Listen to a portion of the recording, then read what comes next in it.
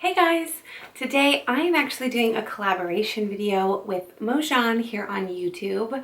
She very kindly reached out to me and asked me if I would like to do a perfume tag video with her, and I was so excited because I actually love her videos.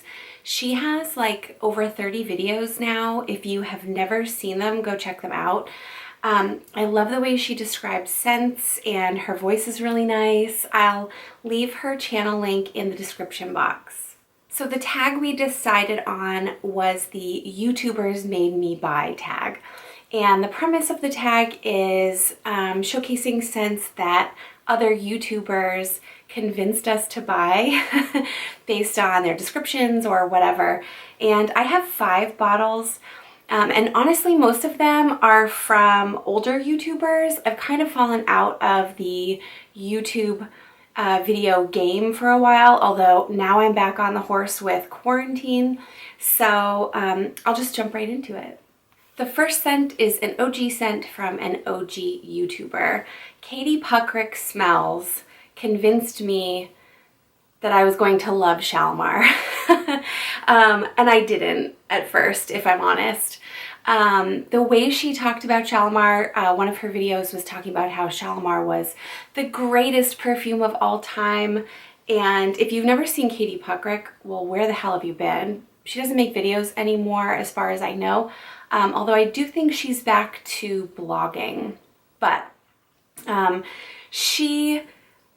I really thought I was gonna like love this from the get-go, and I didn't at first, but I do now. I totally get it now, and I will agree with her. I think this is one of the best fragrances of all time.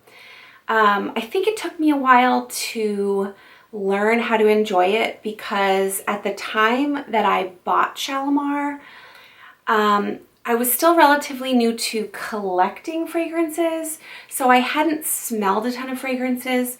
I had really been accustomed to Victoria's Secret and Bath & Body Works body sprays and some very well-known cheaper fragrances. So this was just like really out of my element. It's like this really smoky vanilla, and it does smell dated in a way, but I think that it's still very, very relevant today. And I do wear this. I actually have 2 bottles of this, and I have, I don't even know, a half dozen or more flankers of Shalimar because it is the greatest fragrance of all time. This next fragrance is, or comes recommended to me from the only man in this little list here, Jeremy Fragrance. He got me good with the Juicy Couture, Viva La Juicy Gold Couture. I think he got a lot of women with this one. It's good. I don't think it's as good as he claims it is. It is very sexy. You will get tons of compliments. It's super mass appealing. It's got like this slightly clean vibe while still being gourmand.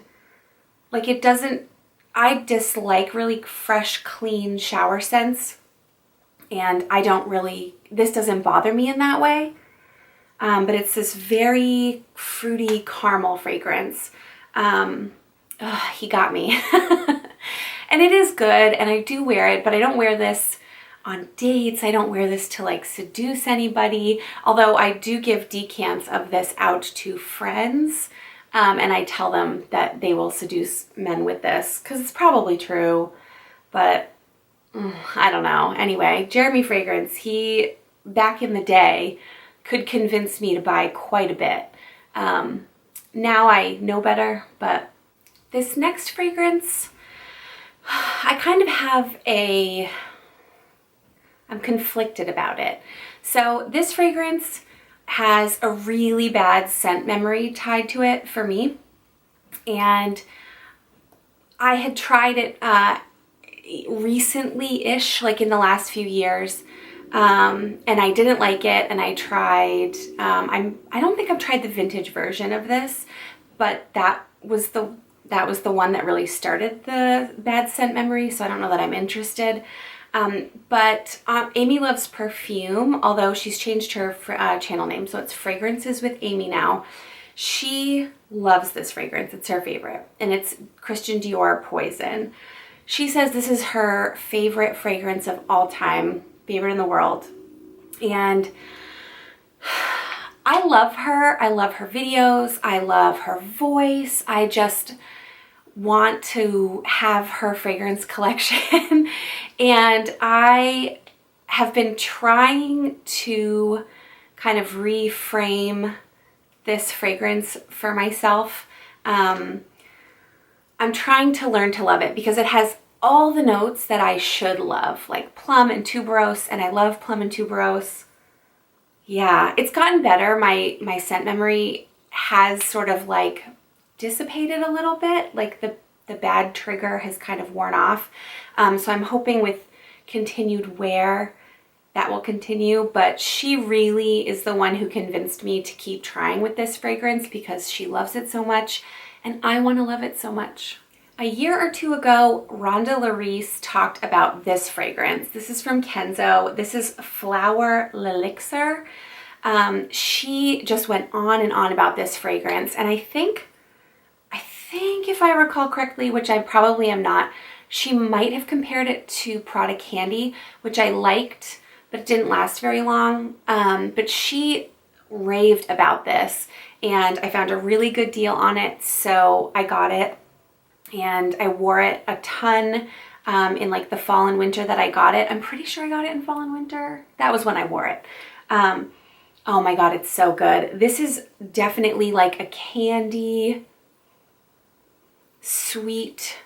Yeah, I mean, Prada Candy's older sister is like a really good way of describing this. It's way more complex than Prada Candy. I don't think that it's just straight like pink sugar, you know, cotton candy. It's definitely got more to it. It's like a little fruity, some praline and some vanilla, like dark vanilla.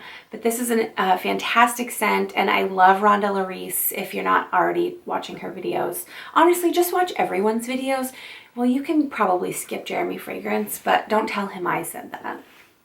Demi Rawling is another YouTuber that could absolutely sell me anything. I have tried so many fragrances based on her recommendation, and one of the ones that I purchased was from Lalique. It's Fleur Universelle. She also raved about this fragrance, and I just had to get it. I love the bottle, and the presentation is stunning. It's one of my favorite. I actually have it on display in my little shelving unit. This is warm and sweet and boozy and like ambery. There's like amber and patchouli, I think. Perfect for fall and winter. Like if I hated the scent, I still wouldn't even mind because the bottle is so gorgeous, but you really can't go wrong with Lalique fragrances. Oh my God, so good. I'm pretty sure I said 5 fragrances at the beginning of the video, but I have 6. I clearly can't count. But my last pick is from Jodi Peacock.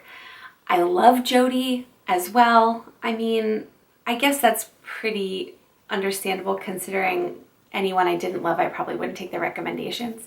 But she talked about Guerlain or Mon Guerlain, the EDP versus the Floral flanker. And I already loved Mon Guerlain, and I love flankers in general, but her videos on the Floral flanker really sold me. I had a friend recommend this to me as well because she knows my tastes very well, and I'm so glad I got this because this is my favorite flanker so far in the Mon Guerlain line. This one is sweeter than Mon Guerlain, and I would say much more feminine. Not that Mon Guerlain is like even unisex, but it's definitely got sort of a masculine vibe with the lavender. And I would say the lavender is a little more toned down and the sweetness is amped up hardcore in this one. This is amazing. This is one of my favorite fragrances probably ever. I should probably redo my top 10 fragrances, huh? Oh, I love this. This is like such a great all-season scent. And if you like Mon Guerlain and you love sweet scents, I would say the Floral is a no-brainer. You will absolutely love it. So thank you again to Mojann for collaborating with me. I will also link her video down in the description box. Please check her out, watch her videos, and subscribe. She's amazing. She has fantastic taste, and I hope we can collaborate again together. I hope you liked this list, and I look forward to seeing you in my next video.